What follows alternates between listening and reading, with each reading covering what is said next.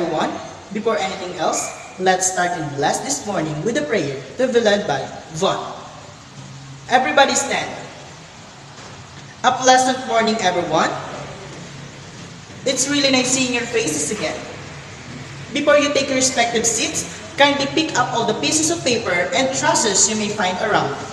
Align and arrange your respective chairs properly. Also, for anyone who wants to go to the bathroom, now it's time to do so. If not, then you may sit down.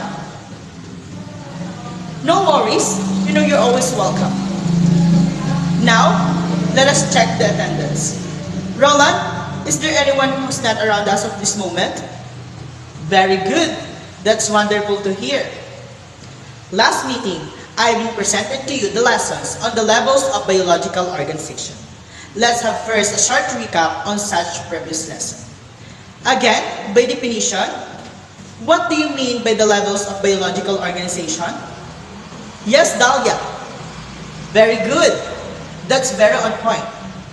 Now, who can enumerate the levels of biological organization from molecule to biosphere? I can see that Mr. Guzman is raising his hands. Exactly. Okay. Is there anyone who can give me the importance of biological organization? Yes, Joeylyn. Marvelous. I can literally see you with the Miss Universe crown by that answer.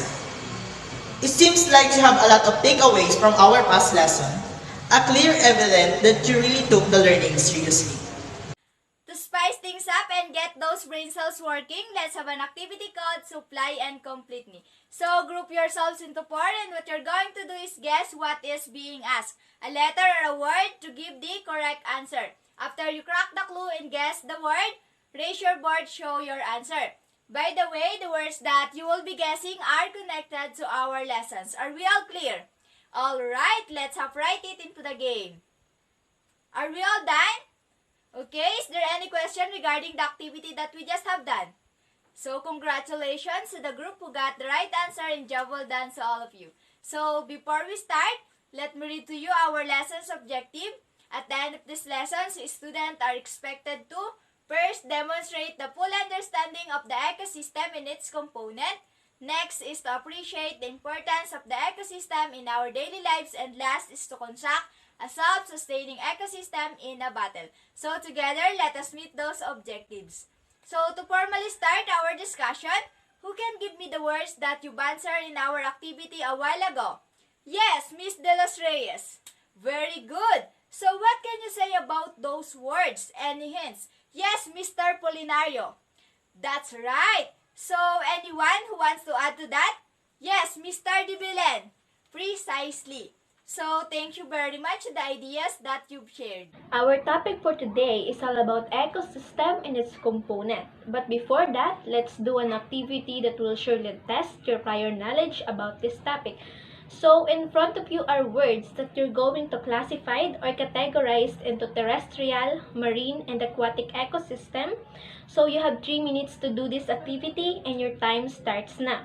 So I have here the list of the scores, and I can see that most of you are perfect. So give yourself a round of applause. After doing the activity, what can you tell about ecosystem? Yes, Mr. Tudla? Precisely, you may sit down. So ecosystem by definition is the community of the living organisms together with the non-living environment such as air, water, mineral, and soil interacting as a system. So, who can give me one type of ecosystem that you know and that you have observed? Yes, Mr. Polinario? Correct. You may sit down.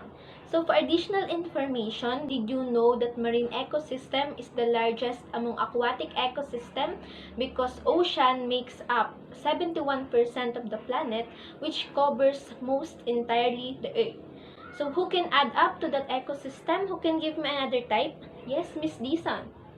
Perfect, you may sit down. And also, did you know that freshwater ecosystem is divided into two, the lentic and the lotic ecosystem? Who can differentiate the two? Yes, Mr. Gan. Perfect, you may sit down. So according to Mr. Gan, lentic ecosystem are those whose waters are still, while lotic ecosystem are those whose actively moving water. Who can give me examples? Yes, Mr. Rondel. Perfect, you may sit down. Amazing, you really are fast learners. So now that we learn about the main types of ecosystem, let's proceed to the components of the ecosystem.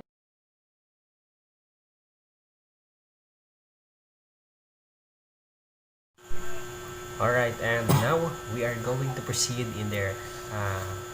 One of the most important point of this discussion, which is the generalization, in which we are going to examine their knowledge of the students while we are discussing this topic.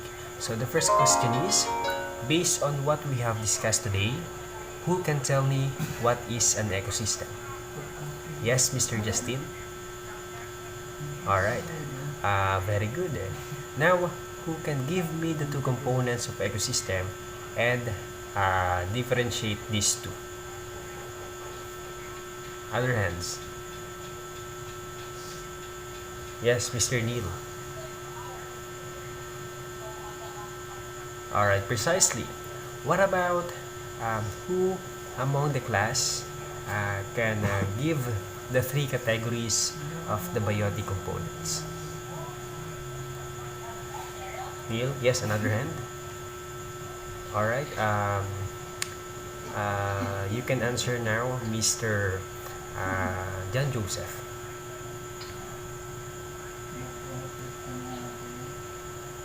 Alright, so those are the three categories. Now, who can give me the meaning of those categories?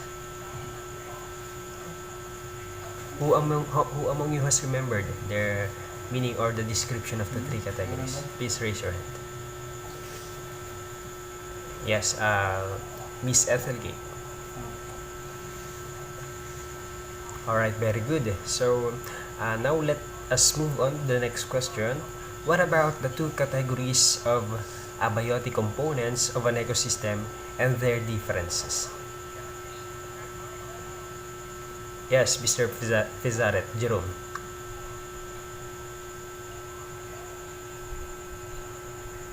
Perfect, alright. And who can give the meaning of those part of or categories of abiotic components? Yes? Alright. Now, what I want you to think is, what I want you to do is think deeply the importance of ecosystem in our daily lives. Okay, first, you may go, you may answer Mr. Ramil Ilagan. Very good. Anyone who wants to add? Yes, Mr. JM or John Martanyuan. Alright, that would be all, and I think that all of you or this class have already understand the concept of ecosystem. That would be all, and thank you. Then just wait for the next part of this discussion or this topic, which may be included the realization or the post-assessment part. Thank you. Based on what we discussed today, who can tell me what an ecosystem? Yes, Miss Fadricon. Perfect. Now what I want you to think deeply is the importance of ecosystem in our daily lives. Very good. Thank you for answers.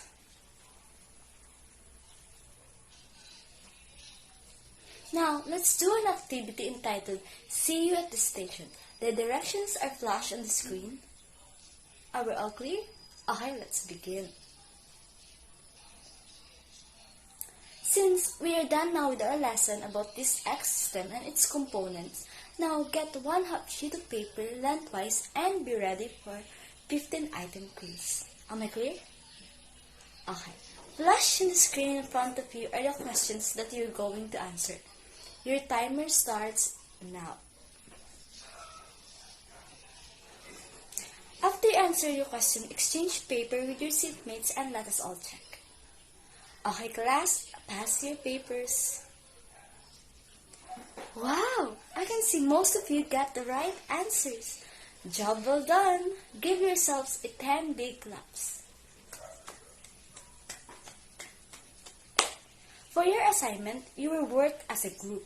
You're going to make a sustained ecosystem model in a bottle. Be creative in doing your ecosystem model. You will present it and you get to observe it for a week, so that you'll be able to watch up close how the biotic and abiotic components interact together like rocks, water, soil, and grass. Your findings and learnings from this project will be an introduction to our next topic, which is ecological relationships. After we're done with observation, research about the ecological relationship so that you will have an advanced reading about it. Any more questions? Okay, so we are settled. That's all, class. See you next meeting. Goodbye.